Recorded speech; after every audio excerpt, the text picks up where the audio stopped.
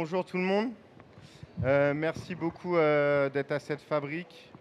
Je m'appelle Axel, voilà. Dans la vie de tous les jours, je suis médiateur du livre, un métier de passion. Et je ne vais pas vous mentir, je suis très ému d'être là. Je suis très très ému de présenter cette fabrique en compagnie de Marie-Pierre, Alex et Emmanuel. Marie-Claire, Marie-Claire. J'ai enregistré Marie-Pierre et il ressort pas. Première boulette. Euh, Oui. Donc je suis vraiment très ému. On va parler de quelque chose qui moi me passionne, c'est la médiation. J'ai la chance aujourd'hui, grâce à Pascal et l'association On a marché sur la bulle, le pôle BDO de France, de faire ce métier qui n'existe pas dans les catalogues ONICEP, au CDI. Voilà, c'est pas une catégorie de métier qui existe. J'aurais voulu commencer par vous décrire ce que c'est que la médiation pour moi. Qu'est-ce que Je me vois souvent comme un pont. Vous voyez, moi, je fais pas de BD.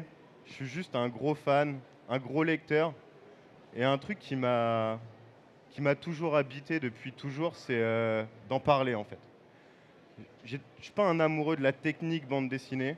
Voilà, je suis pas très doué pour reconnaître les couleurs ou pour savoir à quel point cette ellipse, elle est géniale.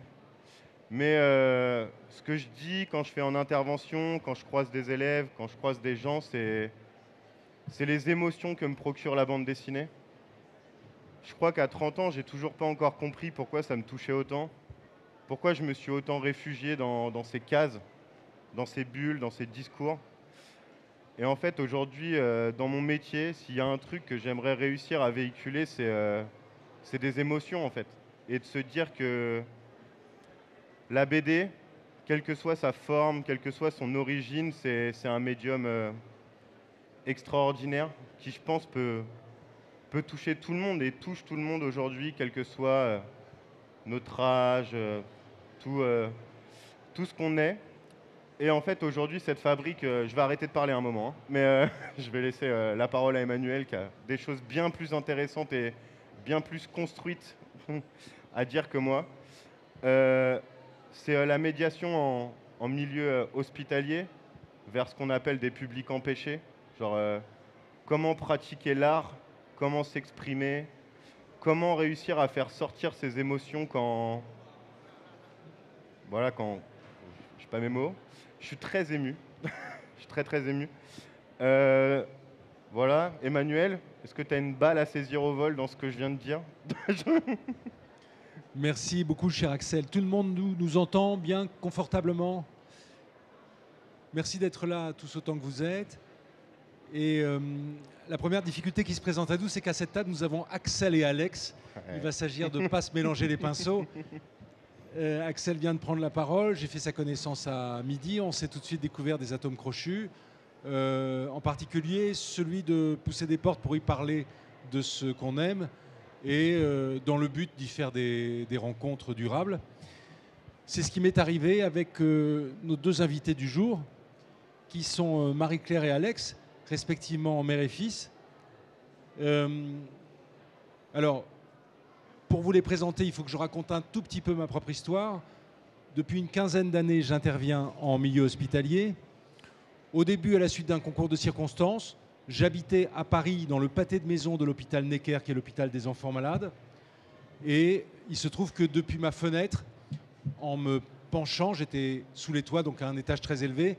Si je regardais devant moi, je voyais un océan de toitures en zinc et en tuiles. Mais si je me penchais, je voyais des chambres. Et dans ces chambres, je voyais un soir, par exemple, alors que j'avais ma propre fille de 3 ans dans les bras, une petite fille du même âge qui était dans un lit cage et qui avait l'air de s'emmerder à un point tel que métronomiquement, toutes les 20 secondes, elle cognait sa tête contre les cages de son lit, contre les barreaux de son lit. Et j'ai proposé à ma petite fille que nous descendions tous les deux à sa rencontre. Ce qui était d'une naïveté crasse. Évidemment, je me suis fait conduire à l'entrée de l'hôpital. On m'a dit, monsieur, il n'est non seulement pas question que vous rencontriez cette petite fille, mais encore moins en y amenant la vôtre. Donc, comme je suis opiniâtre, j'ai demandé malgré tout s'il y avait une possibilité statutaire pour moi de rencontrer cette petite fille, moyennant par exemple l'inscription à une association. On m'a dit que oui, ça c'était possible. Donc je suis allé voir l'association en question et j'ai commencé à visiter les enfants mi-hospitaliers. C'est une activité qui m'a tout de suite apporté beaucoup et avec laquelle j'ai décidé de ne pas rompre, même si je suis plus ou moins assidu en fonction des périodes. Mais cette activité, je la reconduis donc depuis 15 ans.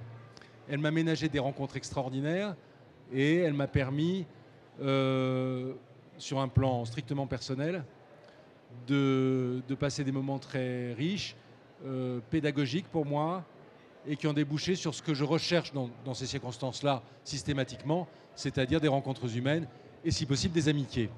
Et c'est là qu'on retrouve Marie-Claire et Alex, parce que depuis quelques années, je parraine une association qui s'appelle Sur un lit de couleurs et qui a été fondée par une personne extraordinaire du nom de Christine Géricault, qui, durant 15 ans, un peu plus de 15 ans, a animé au 9e étage de l'Institut Gustave Roussy en région parisienne, qui est le plus grand centre de traitement du cancer en Europe, un atelier en oncologie pédiatrique chez les enfants atteints de cancer, donc au 9e étage de Gustave Roussy.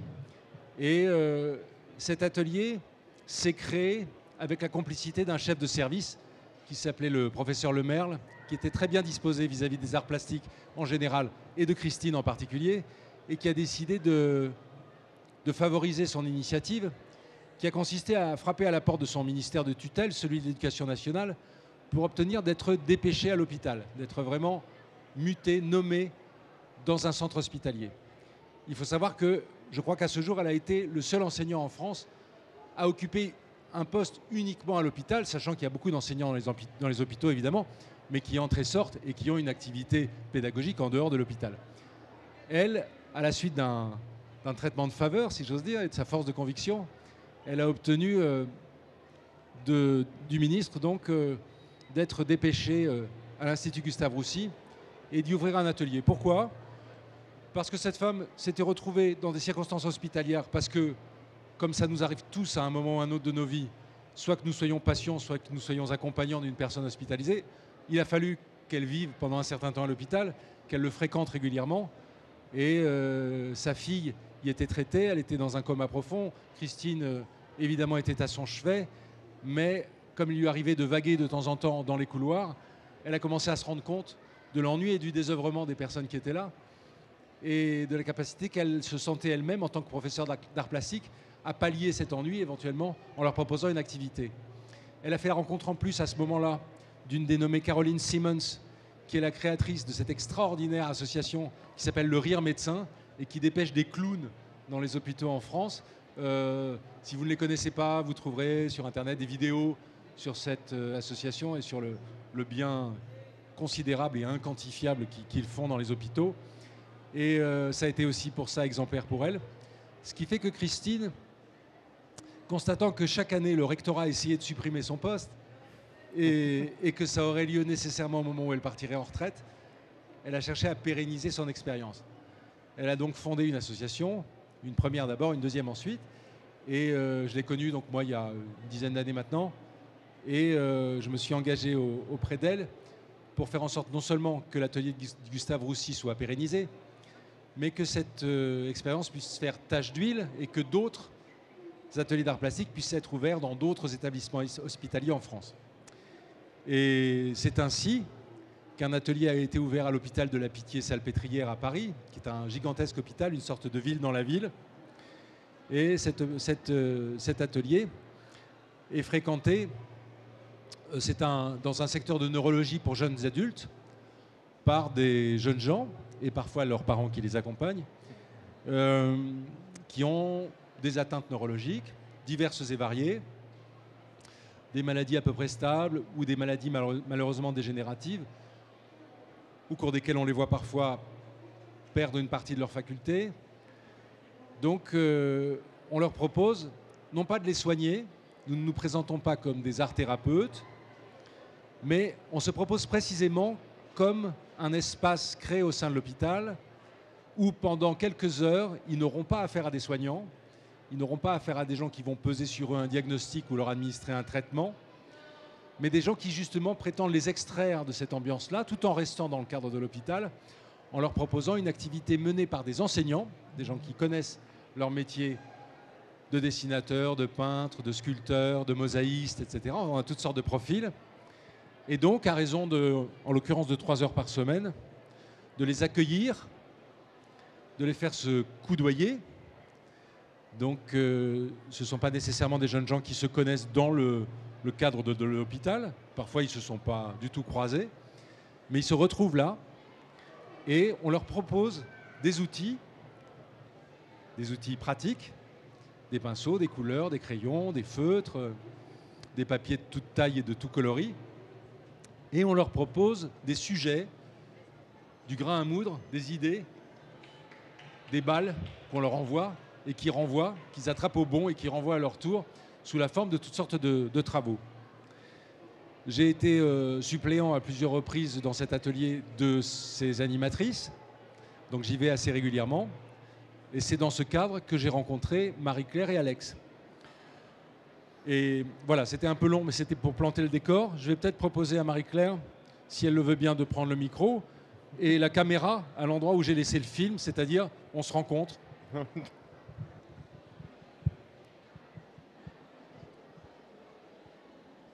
Marie-Claire, elle vient d'Arras, il faut dire, c'est-à-dire pas très loin d'ici. Ça a été quoi, 3/4 d'heure de trajet? Ici, oui. Et Non, vous pouvez parler. Alex est présent physiquement et on est drôlement content de l'avoir.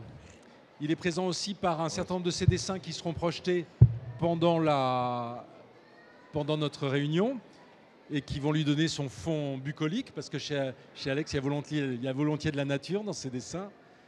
Et Alex et le dessin, c'est une aventure... Alors, Alex a toujours dessiné plus ou moins, mais ce que tu pourrais peut-être dire, expliquer à notre aimable assistance, c'est l'impulsion qu'a donnée à Alex sa présence dans cet atelier? Oui. Alors, j'ai été aiguillée par son médecin de Paris, puisque sa pathologie n'est soignable que là-bas. Et en fait, je suis arrivée un jour en disant au médecin, s'il vous plaît, rendez-moi mon rôle de maman. J'en ai assez d'être son infirmière, son psychothérapeute, enfin tout quoi. Et surtout, sa voix. Parce que mon fils ne parle pas, il n'entend pas et il ne sait pas écrire. Donc en fait, quand on est arrivé à Paris, il n'avait pas non plus de moyens de communication, ce qui n'est plus vrai maintenant puisque ils ont soigné une partie de ce qui était soignable et il a été en capacité d'apprendre la langue des signes. Donc maintenant, il s'exprime. À l'heure actuelle, on est en train d'essayer de lui apprendre à lire, ce qui va nous aussi beaucoup nous aider. Donc quand je suis arrivée à l'atelier, je suis une des seules mamans à être autorisée puisqu'il fallait expliquer ce qu'on attendait de lui à Alex, être l'intermédiateur entre l'art thérapeute, même si c'est pas tout à fait ça, hein, voilà, et Alex. Et en fait, le jour où il a commencé à dessiner, ça a été une libération pour nous, puisqu'enfin, il pouvait s'exprimer vers l'extérieur. C'est-à-dire qu'avec un dessin, même si vous ne parlez pas, vous arrivez à vous faire comprendre. Et sous l'impulsion de Gabrielle à cette époque-là, donc, qui était la dame qui lui a donné un crayon et qui a vu quand même qu'il y avait un petit potentiel, allez, on va dire ça comme ça. Et puis Emmanuel, on est arrivé à faire plein de choses. Et là, ces 4 dernières années, il a pu participer à des concours de BD où il a été primé. Donc là, je suis fière. Puisque, enfin, on le reconnaît autrement que par Alex qui ne parle pas. Voilà. Sinon, mon fils, il est toujours content. Même s'il a des gros moments de désespoir, et il y en a beaucoup, ça va toujours. Donc c'est difficile de savoir quand ça va vraiment pas. Voilà. Je vais juste vous montrer un peu ce qu'il fait. C'est là ? Ouais, je pense.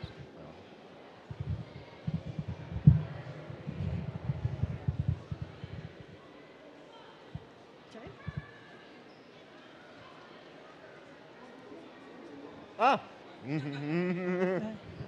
Donc il aime manier toutes les techniques. Tu me dis stop, hein. Oui, vas-y. Alors, donc là, dernièrement, il nous a fait un jeu de loi. avec des pays. C'est son voyage à lui. Donc on joue à l'atelier, en fait, comme Alex ne parle pas. Les enfants, ils lancent les dés et arrivés sur les cases, ils doivent mimer. Donc c'est vraiment très marrant. Voilà. Vas-y. Ça, c'est la même chose. Ça, c'est un de ses premiers dessins. Donc c'est là qu'ils se sont rendus compte que peut-être ils sauraient dessiner. Et ça, c'est... Donc il participe à des concours de BD. Donc ça, c'est sa deuxième BD où il a eu le deuxième prix. Ça, c'est sa première BD où là, il parlait de son handicap. Donc la première fois, il n'a pas voulu dessiner lui-même. Enfin, il a voulu se servir d'une tablette graphique en disant bah, peut-être j'ai pas... Comment on va dire ? J'ai pas assez technique ou je sais pas comment dire. C'était un démarrage, en tout cas ça l'a aidé à démarrer. Oui, oui voilà, c'est ça. C'est ce qui l'a propulsé un peu. Et là, il a parlé de son handicap et aussi de son chien écouteur, puisque très peu de gens savent qu'un chien, ça peut aussi intervenir dans d'autres cadres que les chiens de guide d'aveugle ou autre chose. C'est son chien qui écoute à sa place. Et depuis le temps qu'il est petit, que ce soit les institutions ou n'importe, on m'a toujours dit que ce n'était pas possible. C'est-à-dire, Alex, il va conduire, c'est pas possible, il a son permis. Alex, il va habiter tout seul, c'est pas possible, il a acheté son appartement. Voilà. Alex, il ne saura jamais parler. Eh ben, on est en train d'essayer de l'apprendre à parler, sauf que je trouve pas toujours les professionnels et que je dois beaucoup courir à Paris. Donc, puisque il faut signer pour lui apprendre. Donc voilà, des tas de choses comme ça. Alex, il ne saura pas, Alex, il ne saura pas. Et lui, il est perfectionniste et moi tenace, donc je baisse rarement les bras, mais ça m'arrive. Ça m'arrive quand même. Ensuite, on m'a dit, Alex, il ne fera jamais de judo. Il est ceinture noire de judo. Alex, il ne sera jamais prof. Il est assistant club. Alex, il n'aura jamais de diplôme. Il y en a quand même. Pas les mêmes que nous, mais il y en a quand même. Voilà. Il y a son brevet de secourisme. Voilà. Il ne baisse jamais les bras, cet enfant. Jamais. Donc, cette BD-là, c'est la dernière BD où il a eu le prix d'or. Voilà. Donc, on est allé à Angoulême chercher son prix.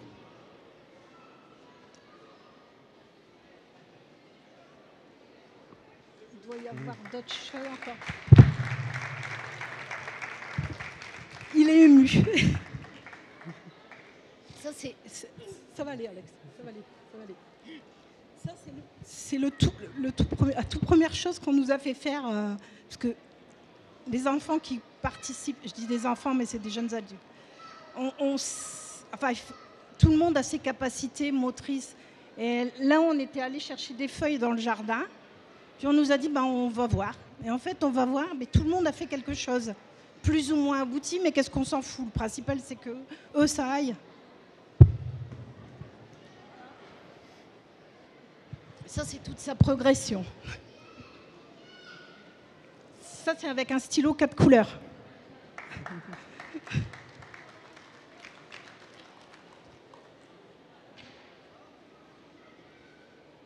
En fait, il dessine beaucoup pour notre famille. On lui demande ça, il fait ça. Ça, c'est pour sa sœur.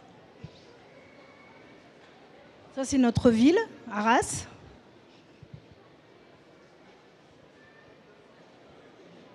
Alors ça, c'est un tableau énorme qui est chez moi. Il s'était mis en tête de dessiner comment ça s'appelle ? Le Capitole. Donc, il a pris une règle. Et en fait, c'est là où on voit que parfois son handicap prend le dessus parce que tous les traits, parfois, c'est plus droit. Et j'ai été obligée de l'arrêter pour lui dire, il faut te reposer maintenant.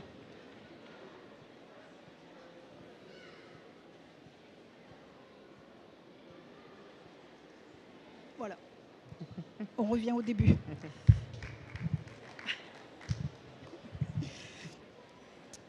C'est pas facile notre vie, on va dire, de parents. Mais en fait, dans chacun de nos enfants, il y a quelque chose de surprenant, d'inimaginable, de constructif. Et puis, il faut pas baisser les bras, mais parfois, c'est pas facile non plus. Donc moi, quand je vais le lundi à Paris, parce que j'y vais tous les lundis, avant j'allais en taxi, je faisais 3 heures aller, 3 heures retour. Maintenant j'y vais en train et je vous assure que je m'éclate dans le train et dans le métro, c'est ma soupape. Voilà. Lui il joue et moi voilà. Donc ne serait-ce que pour ça, voilà, on continuera à y aller longtemps. Merci, merci beaucoup. Je vous avais dit que c'est un peu émouvant. Il y a une histoire qui illustre un peu ce que Marie-Claire est en train de raconter. Elle émane d'un livre que j'ai découvert il y a quelque temps, qui était publié par les éditions des Arènes et qui s'appelle « Sais-tu pourquoi je saute ?» Je ne sais pas si vous avez entendu parler de ce bouquin-là.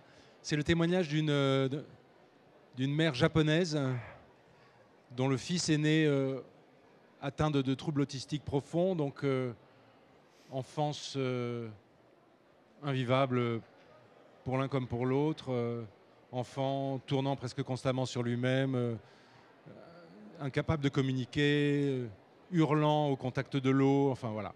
Donc ce type d'enfer terrestre-là. Et puis, en dépit d'une absence évidente de communication avec son fils, pendant des années, elle a la ténacité, l'opiniâtreté de lui présenter chaque soir un petit alphabet dans l'idée que cet enfant, qui ne présente aucun signe extérieur, encore une fois, de communication avec le monde, apprenne quelque chose. Et elle ne se décourage pas contre vents et marées, contre toute attente, contre toute logique. Et il faut attendre l'âge de 13 ans pour qu'un soir, il manifeste une première réaction à ce rendez-vous quotidien qu'elle lui donne. C'est qu'il l'attend en fait dans la pièce où il y a le petit tableau alphabétique et il lui désigne une lettre. Et c'est suffisamment inhabituel évidemment pour qu'elle s'interroge sur quelle doit être sa réaction face à ce geste, mais ce geste, elle ne le comprend pas. Alors elle commence d'abord par lui prononcer la lettre, mais c'est visiblement pas ce qu'il attend. Elle essaye de décrypter ce geste jusqu'au moment où elle recopie la lettre en question. Et au moment où elle recopie la lettre en question, il entame la dictée d'un livre. Et en fait, il lui dicte un bouquin. Non seulement il a compris l'alphabet depuis belle lurette, mais il a suffisamment réfléchi pour être capable d'écrire. Et quand il écrit, quand il dicte, ce qu'il dit, c'est « Quand nous vous fuyons au moment où vous voulez nous prendre dans vos bras, quand nous hurlons au moment où vous prétendez avoir une conversation avec nous, quand nous nous enfermons dans le mutisme, quand vous essayez de nous solliciter, ne croyez pas que nous ne sommes pas là. Nous sommes là, mais notre corps refuse d'obéir, notre corps refuse d'établir un contact avec vous. Ayez confiance dans notre présence, apprivoisez-la petit à petit, et un jour, si les planètes s'alignent, et si nous recevons aussi évidemment une attention et des soins appropriés, la communication pourra se faire. Donc voilà, je vous raconte ce dont il est question dans ce livre, en le résumant, pour vous peut-être appuyer le phénomène de renaissance, si j'ose dire, qui, après des parcours excessivement difficiles, donne lieu à des périodes où du calme peut s'installer, où une activité peut naître et où petit à petit des talents peuvent se révéler. Et une des raisons pour lesquelles je fréquente les hôpitaux depuis une quinzaine d'années, c'est que j'ai assisté à ça et que, très franchement, on ne s'en lasse pas. C'est un phénomène extraordinaire, rassérénant. C'est tout ce qu'on veut vivre dans la vie, en fait. C'est une leçon de force. Si on veut, si on prétend recueillir, profiter de la force d'autrui, il faut aller voir les gens fragiles. Les gens qui sont forts sont les gens fragiles. En tout paradoxe, mais ce sont ceux qui ne sont pas dotés des moyens inconscients, à force d'être banals et quotidiens pour nous, de nous mouvoir, de nous exprimer, et qui néanmoins, devant vivre dans notre société, devant vivre à notre contact, développent des stratégies pour pouvoir acquérir, sinon littéralement ces moyens, en tout cas des moyens qui leur permettent d'exercer une activité et d'entrer en contact avec nous. Ce sont ces gens-là qui font montre de force.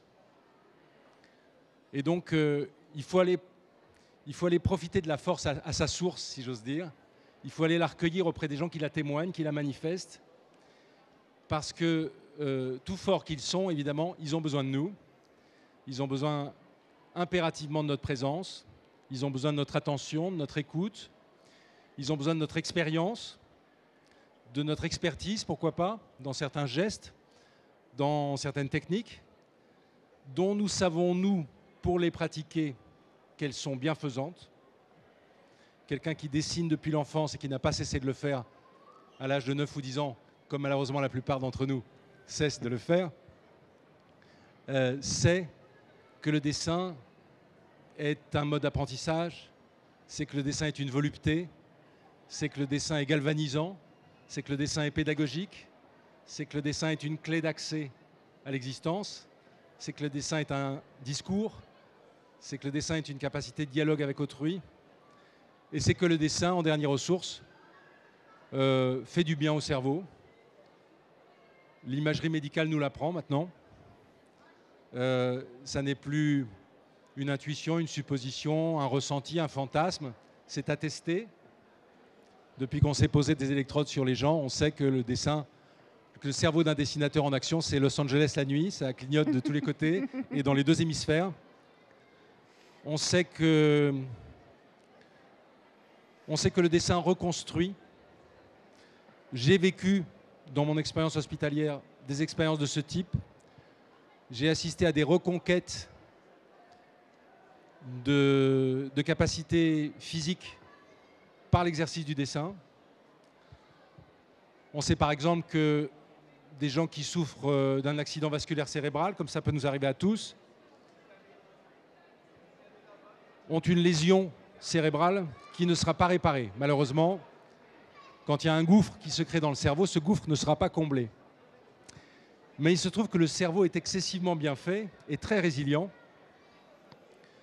et que quand le pont est coupé entre des neurones qui tout d'un coup, par l'effondrement d'une partie du cerveau, n'arrivent plus à communiquer les uns avec les autres, par des synapses, on sait que c'est le réseau synaptique qui fait que notre cerveau fonctionne, eh bien ces neurones s'organisent pour contourner la faille en question.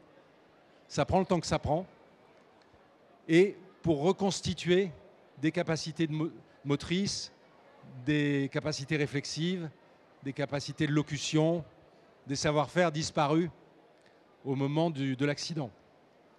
Donc c'est fascinant parce qu'on a l'impression d'être dans la Bible, quelqu'un qui ne marchait pas remarche, quelqu'un qui ne se servait plus de sa main gauche recommence à se servir de sa main gauche. Voilà, on assiste à ça. C'est la preuve par l'exemple que si ces personnes étaient restées les bras ballants, seules, à se lamenter sur leur sort, non seulement elles n'auraient enregistré aucune espèce de progrès, mais elles auraient vraisemblablement coulé à brève ou moyenne échéance dans la déchéance et sans doute dans la mort. J'ai le cas en mémoire d'un homme à l'hôpital de Caen qui s'appelait M. Guyot, qui est entré hémiplégique, c'est-à-dire incapable de se servir de la partie gauche de son corps, à la suite d'accidents vasculaires cérébraux récidivistes. C'était un alcoolique, donc il était dans un triste état. Et d'ailleurs, il est entré à l'hôpital en demandant qu'on le supprime. Mais comme a priori, ce n'était pas le rôle premier d'un personnel hospitalier, on ne l'a pas supprimé et on l'a mis, le pauvre, dans un atelier d'art plastique dont il n'avait que faire, où on l'a encouragé à se servir d'un crayon. Au début, il refusait de toute son énergie de participer à cet atelier parce qu'il était tout simplement tellement convaincu d'être passé de l'autre côté qu'il pensait que toute activité ou tout plaisir terrestre lui était refusé. Et puis il a quand même, à force d'y être traîné semaine après semaine, il a commencé par se saisir de l'outil. Et là, il a fait des dessins qu'on m'a montrés, pour la raison que ces dessins étaient des copies de dessins que j'avais moi-même recueillis dans un de mes livres. Au début, les dessins en question avaient l'air d'être faits par un enfant de 2 ans. Ils étaient excessivement maladroits. Ils étaient faits avec un stylo bic. Quand moi, je faisais un aplat de 10 cm sur 10 à l'encre noire en balançant ma bouteille d'encre directement sur la feuille, lui reproduisait cet aplat avec sa pointe bic en remplissant pendant des heures des petits carrés. Et puis petit à petit, j'ai senti sa main vivante, donc la main droite, se délier. Et j'ai commencé à reconnaître mes dessins. C'était touchant. Les dessins s'égrenaient dans le carton à dessin et je commençais à voir ce qu'il avait voulu dire. Et son infirmière m'a dit, au bout de 4 mois de cet exercice, je l'ai vu un jour se saisir d'une gomme de sa main morte et se la passer dans la main vivante. Cette main n'avait plus fonctionné depuis son dernier accident cérébral. Je lui ai sauté sur l'orable en lui demandant s'il se rendait compte de ce qu'il venait de faire. Et il s'en était évidemment pas rendu compte parce qu'il était tout simplement absorbé dans son travail. Et c'est cette absorption qui l'a sauvé. Parce que c'est la concentration qui nous fait du bien, c'est l'attention qui nous fait du bien, c'est le fait d'être là qui nous fait du bien. Nous sommes malheureusement, spirituellement et pratiquement, essentiellement depuis que nous avons aussi cet outil en poche, requis à être constamment là où nous ne sommes pas, constamment dans l'avenir, constamment dans le passé, constamment dans le rendez-vous de demain, constamment dans la hantise de ce qu'on n'a pas fait la veille. L'activité artistique, l'activité artisanale, ce qui requiert nos mains, nous oblige à être là. On ne peut pas jouer une sonate si on n'est pas là. On ne peut pas dessiner comme dessine Alex si on n'est pas là. Ça nous oblige à être là. Rien ne peut nous faire autant de bien en ce bas monde que d'être là. Chaque fois qu'on s'absente de l'endroit où on est menacé par les papillons noirs, la hantise, le remords. Quand on bosse, tout ça s'éloigne, tout ça est tenu à distance. Ce monsieur avait donc reconquis des capacités. Alors, le miracle s'arrête là, il était dans un fauteuil roulant, il est resté dans un fauteuil roulant. Je vous mentirais en vous disant qu'il court maintenant le 400 mètres haies. Mais la fin du carton à dessin, c'était plus des dessins de moi, c'était une promotion. C'était du Delacroix, du Boyington, du Courbet. Il se faisait accompagner au musée des Beaux-Arts de Caen. Et il copiait des tableaux. Cet homme, qui était un ouvrier alcoolique, qui avait une fréquentation très lointaine de la sphère artistique au cours de sa vie, et qui ne demandait plus qu'on le supprime, mais espérait vivre le plus longtemps pour pouvoir profiter d'une expérience qui n'avait pas été la sienne au cours de sa vie, qu'il venait de découvrir, et qui lui redonnait goût à l'existence, mais qui surtout recréait en lui des capacités qu'encore une fois, la déréliction, l'abandon aux idées noires, le fait de conserver les bras ballants ne lui aurait certainement pas assuré. Donc voilà, vous disant cela, j'espère contribuer à vous convaincre, d'une part d'une activité que tous, ou d'une famille d'activités que tous nous pouvons pratiquer, parce que nous sommes tous des artisans. L'homme est né comme ça, il est fait comme ça. S'il n'utilise plus que son pouce ou que son index pour frapper cet appareil, c'est dommage, il est à un dixième de ses capacités. Donc il y a intérêt à pratiquer. Nos ateliers servent à ça. Et ce qu'Alex a vécu ces dernières années et dont j'ai eu le bonheur d'être le témoin, avec les résultats que vous constatez, c'est-à-dire on part de presque rien et en fait on part d'un grand patrimoine, on part de grandes capacités mais qui sont dormantes et moyennant un réveil qui n'est pas sorcier sur le plan du protocole, c'est juste un rendez-vous régulier. On a tous besoin de régularité dans l'existence. On peut espérer aucune espèce de progrès en quoi que ce soit, aucune espèce d'apprentissage si on n'a pas un minimum de discipline. La discipline, elle était exigeante, ça consistait à prendre 6 heures le taxi tous les lundis pour nous rejoindre. Au début, Marie-Claire nous disait « je vous bénis » parce que c'est vraiment... Et puis au bout d'un moment, tu as dit bah « non, ça valait le coup ». Ça vaut le coup. Voilà. Donc, quelques sacrifices valent le coup. La mise en place d'un rythme de vie, et ça, je parle pour chacun de nous.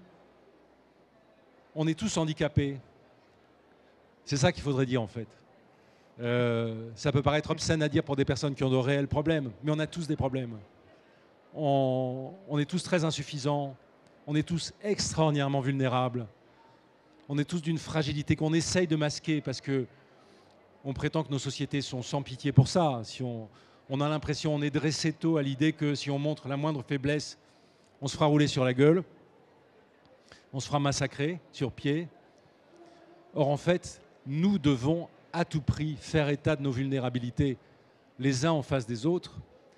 Évidemment, pas face aux gens qui ont une Kalachnikov et qui vont nous régler notre compte, mais face à ceux qui ont un tant soit peu d'écoute. C'est la première chose qu'il faut se dire. Il faut placer la conversation sur le plan de nos fragilités, de nos insuffisances et de tout ce que nous faisons et où réside notre réel courage pour les surmonter. Donc il faut se reconnaître dans les gens fragiles parce que nous sommes fragiles, en dépit de nos possibles réussites sociales, en dépit de nos vacances dans nos résidences secondaires, en dépit du fait qu'on a, et tant mieux pour nous, pas trop de problèmes dans un pays qui connaît encore la paix civile et militaire, on ne sait pas pour combien de temps. Œuvrons à tout ça par des actions qui développent nos capacités à chacun. Parce que développer ses capacités, c'est se sentir plus fort. Se sentir plus fort, c'est tout simplement s'ouvrir plus aisément aux autres, parce qu'on en a moins peur. Être plus fort, ça ne sert pas à cogner sur les autres, ça sert à avoir moins peur des autres. C'est-à-dire à accepter la rencontre, à accepter de se consacrer du temps, à ne pas avoir peur que les personnes vous mettent le grappin dessus. Si elles commencent à le faire, on peut toujours le leur dire. Mais si c'est juste l'amitié qu'elles cherchent, alors là, ça vaut le coup de prendre un train, d'aller passer une journée à Arras avec Marie-Claire et Alex, comme ça m'est arrivé. Parce qu'au fond, ce qu'on cherche, c'est pas tant de se guérir les uns les autres, c'est pas tant... mais c'est surtout l'amitié, c'est surtout une espèce de chaleur humaine qui circule aisément dès lors qu'on a mis bas les armes et qu'on commence à entrer dans le vif du sujet, c'est-à-dire qui es-tu, qu'est-ce que tu fais, ah tu fais ça, bah moi je fais ça, faisons-le côte à côte, échangeons, partageons, etc. Il n'y a rien de tel. Aussi longtemps qu'on peut faire ça, parce que nous ne sommes pas soumis à des impératifs stricts de survie, comme le sont palestiniens, israéliens, ukrainiens, russes de la frontière russo-ukrainienne en ce moment, etc., qui vivent l'enfer.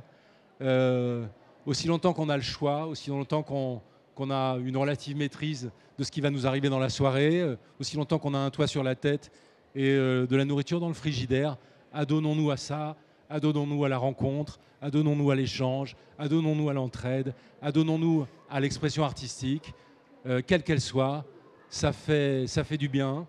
L'homme en atteste depuis la grotte de Lascaux et même avant, depuis la grotte Chauvet.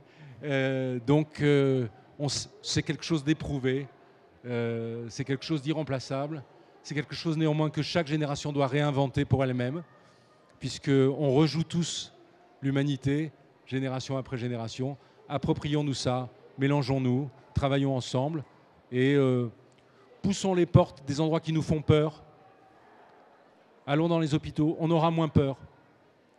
Le jour où on s'y retrouvera pour des proches, le jour où on s'y retrouvera pour nous-mêmes, on vivra mieux. On connaîtra le protocole, on connaîtra l'entourage, on connaîtra la gueule que ça a, qui n'est pas toujours très accueillante. Bien que chez les enfants, on fasse des efforts. On se demande pourquoi d'ailleurs les services dévolus aux enfants sont plus riants que les services dévolus aux adultes. Ils devraient tous l'être. La seule chose, c'est qu'on propose assez moins volontiers aux adultes de dessiner. Pourquoi? C'est con. Quand on le fait, ça marche très très bien. Nous, dans nos ateliers, il y a des gens de tous âges. Donc voilà ce qu'on est venu vous dire aujourd'hui. Merci. Ensemble, avec l'affection qui nous lie en fait, c'est-à-dire avant tout ça, avant tout une rencontre, avant tout de la tendresse, avant tout de la préoccupation les uns pour les autres, et puis tout ce qui en découle, tout ce que ça peut avoir de, pourquoi pas d'exemplaires, parce que tout ce qui fait du bien, il faut qu'on se le dise. Et voilà, tout ça c'est le fruit d'initiatives qui consiste à se prendre par la main, à créer des concours, à créer des lieux, à créer des lieux d'exposition, à créer des lieux de valorisation du travail. On en parlait à midi avec Pascal, avec Guillaume, avec Axel, avec Timothée.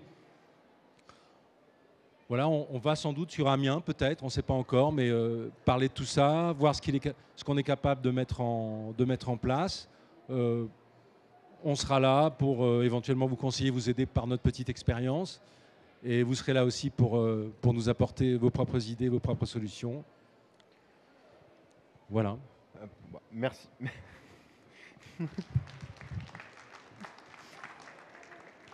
Merci. Je vous avais dit, hein, moi je l'ai vécu ce Vous midi, apprenez hein, vite, c'est bien. Merci beaucoup. Merci. Merci. Merci. Ça fait tellement plaisir. Non mais ça fait tellement plaisir d'entendre ce genre de discours. Vous avez vu Alex à l'arme à l'œil, c'est bon. Ça fait du bien.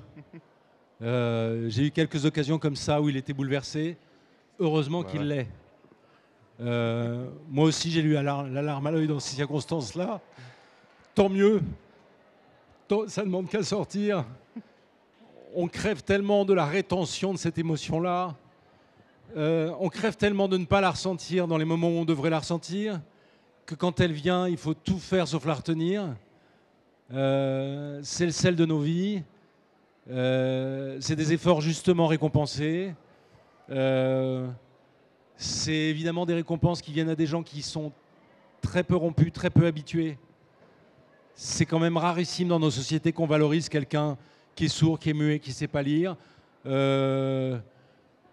On a ce problème, on a cette distance absurde vis-à-vis du handicap, de ce qu'on appelle le handicap. Il faut chercher toujours la capacité. C'est ça qui est important, c'est qu'est-ce qu'on sait faire. Et j'ai vu jouer de la musique, des personnes qui semblent physiquement totalement nouées grâce à des appareillages qui leur permettent de faire des merveilles. J'ai vu des gens qui peuvent bouger qu'un seul doigt dans l'existence, diriger des grandes orgues et faire entendre des choses admirables.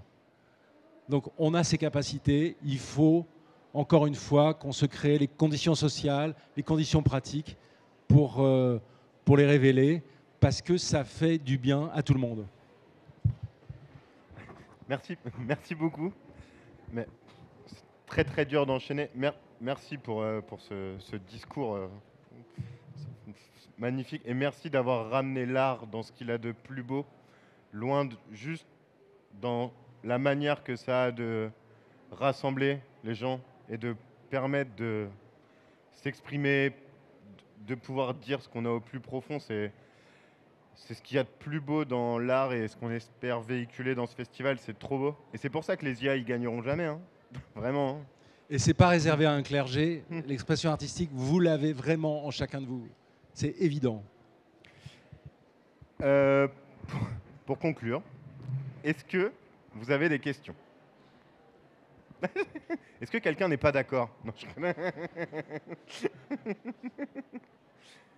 Est-ce que vous voulez rajouter quelque chose?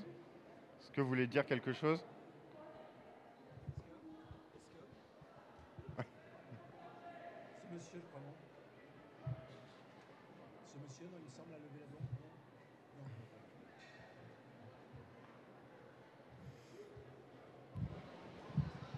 Peut-être pour finir sur une petite touche BD quand même, puisqu'on est dans une fabrique de la bande dessinée. Bon, moi, je suis convaincue que toutes les formes d'expression artistique peuvent plus ou moins convenir à telle ou telle personne.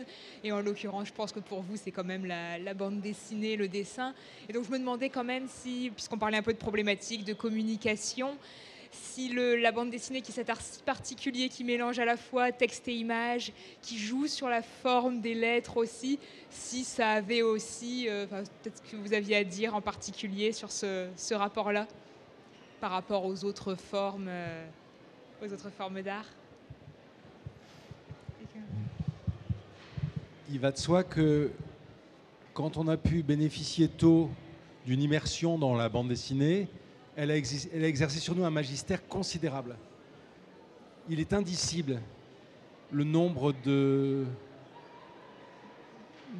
d'objets du vivant, d'aspects de la nature, d'aspects de la psyché humaine qu'on apprend via les grands ou moins grands livres de bande dessinée qu'on lit enfant.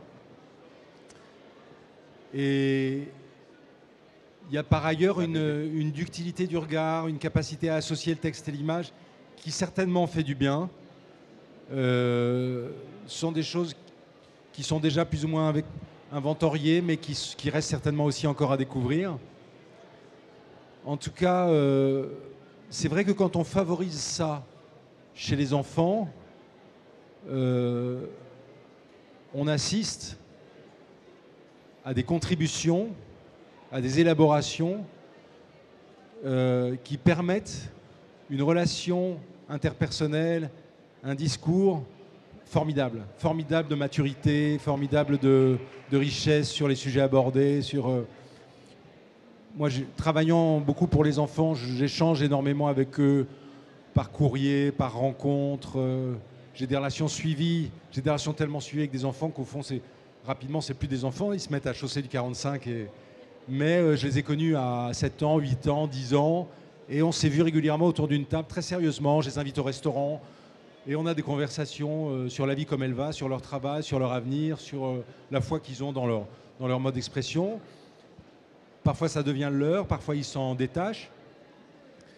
Mais il est évident que s'ils ont eu ça dans l'enfance, ils ont un atout qui les accompagne, parfois comme un serpent de mer, comme une rivière souterraine pendant quelques années. Mais je pense que tout ce qu'on acquiert dans l'enfance, même si on se donne l'impression ensuite de n'en pas faire usage pendant une partie de notre vie, c'est là.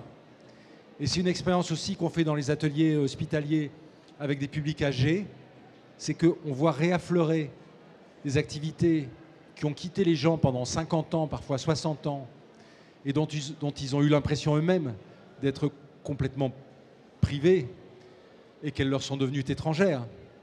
Ils ont l'impression, par exemple, que la perte du dessin, c'était quelque chose d'irrémédiable qui avait eu lieu à 7 ou 8 ans.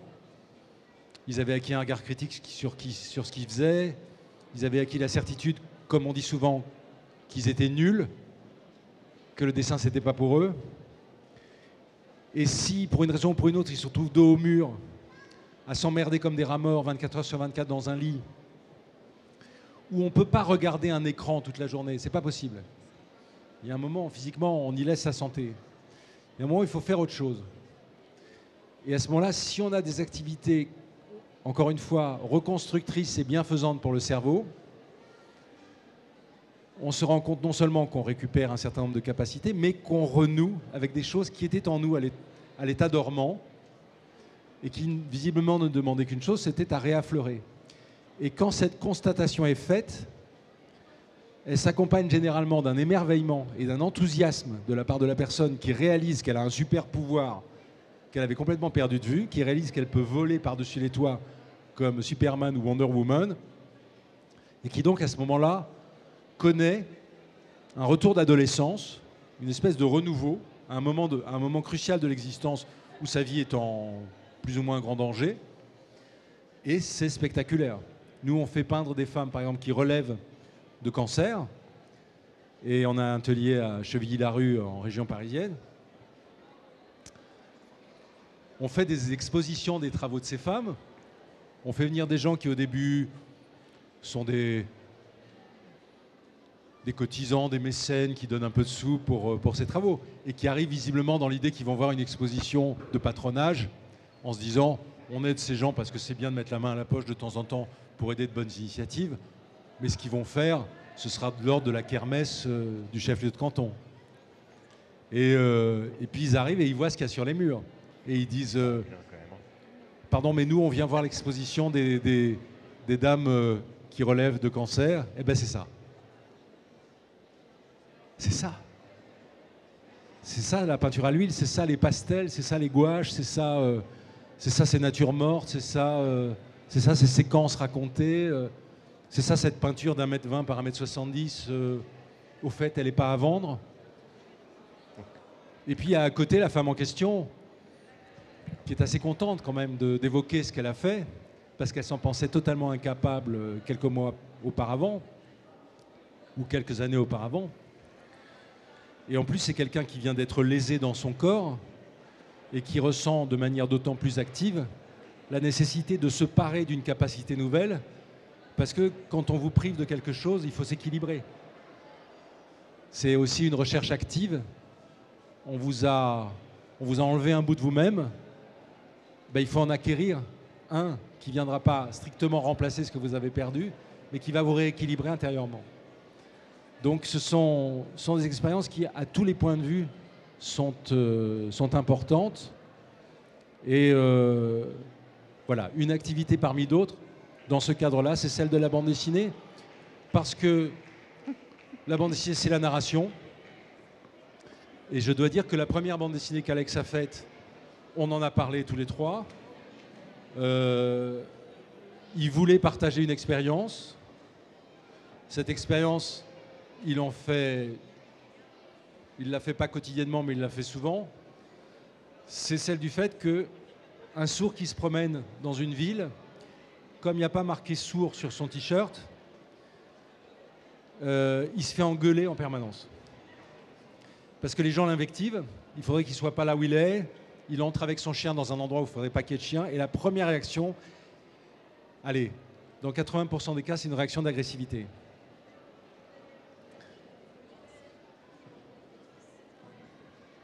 Il n'est pas poli, il ne dit pas bonjour. Qu'est-ce que c'est que cet empoté, qu'est-ce que c'est que cet ahuri? On a l'invective, bah, on le sait. On sent monter en nous l'agressivité quand une personne âgée est devant nous sur le trottoir et qu'on est pressé. Il y a une partie de nous-mêmes qu'on appellera la partie civilisée, qui est un vernis, qui piétine un peu en attendant le premier décrochement de voiture pour pouvoir la doubler.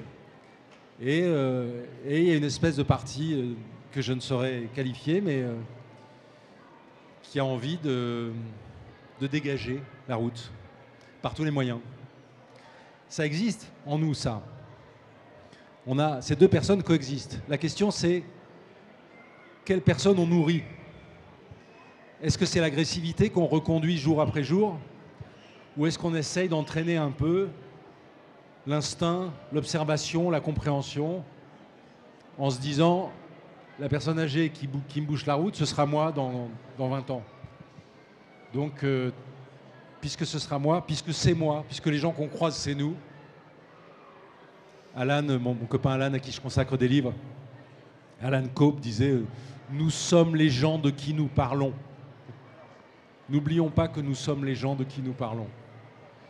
Donc, sachant cela, voilà, on doit en toute logique accroître notre maîtrise de nous-mêmes, notre capacité d'écoute. Et c'est ce qu'Alex a voulu dire dans cette première bande dessinée. On a essayé, à partir des éléments qu'il nous donnait, de le formuler le plus clairement possible. Quand on a mis ça dans 2 pages, bon, ça a été distingué par ce jury, il a eu le premier prix. C'était certainement parce que les dessins étaient tout à fait corrects et compréhensibles. Mais je pense que ça tenait aussi à la qualité du message. Il disait quelque chose qui est un enseignement universel. C'était « faites baisser un peu la température. Ramenez-nous dans des endroits respirables. Arrêtons de vivre à couteau tiré. Profitons du fait que quand on ne peut pas communiquer normalement, on est obligé de faire appel à un peu de patience et à un peu d'écoute pour se rendre compte que la patience et l'écoute sont des denrées dont nous avons tous besoin quotidiennement. Qui qu'on soit et quoi qu'on fasse. » Merci. Sinon, pour répondre autrement à votre question, Alex, quand il fait des BD, je mets le très peu de texte. Parfois, j'échange, mais je n'ai pas besoin de texte, en fait. Rien que son dessin, ça suffit, Alex. Et c'est ça qui nous aide dans la BD. Parce qu'il y a un livre, eh ben, il ne saurait jamais l'écrire. Voilà. Ouais. Et j'imagine que vous avez peut-être aussi, parce qu'on parlait tout à l'heure justement de l'importance des parents qui donnent des livres à leurs enfants. Alors j'imagine que s'il y a eu cette appétence aussi pour le dessin, peut-être que pour vous c'était important de lui montrer aussi des livres quand il était plus petit garçon ou des images, et que ça a peut-être aidé, préparé. Et même pas du tout. Dans ce cas-là, c'est très beau de voir en tout cas ce que vous faites aujourd'hui et cette forme de relation que vous avez. Bah, c'est ça, mais c'est très beau. Et ben c'est très, pour nous, je pense que c'est très important de le voir en acte.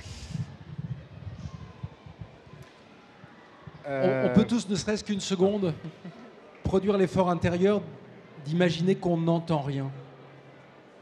Que toute cette ambiance autour de nous nous est scellée. Qu'Alex, depuis un peu plus d'une heure qu'on est là, regarde uniquement des visages et des postures. Il n'y a rien d'autre pour lui cet après-midi. Et il n'y a même pas la perspective que ça cesse. Donc c'est bien d'intérioriser ça. Moi, quand je suis avec lui, j'essaye d'y penser. C'est enrichissant d'y penser. Ne serait-ce que de penser à cette possibilité de nos vies, comme il nous arrive tous de tâtonner dans le noir quand on veut pisser la nuit, ou que tout simplement on rentre dans un appartement dont on ne sait pas où sont les interrupteurs, tout d'un coup de se dire si c'était ma vie, si c'était ça mon quotidien. Je pense qu'on a besoin de cette piqûre de rappel régulièrement.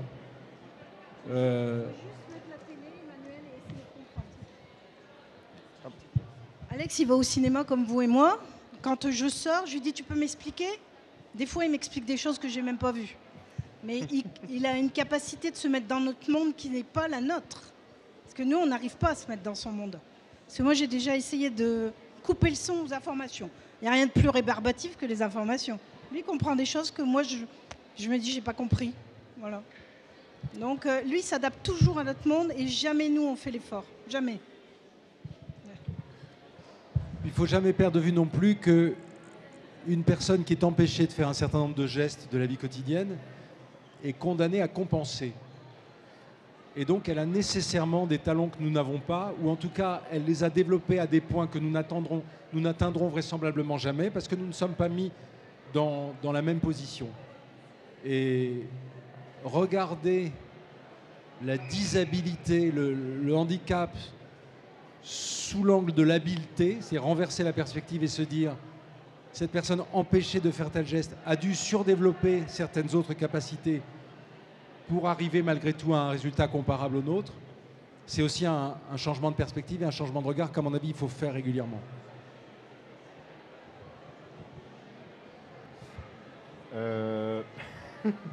Merci. Est-ce que quelqu'un veut rajouter quelque chose? Non?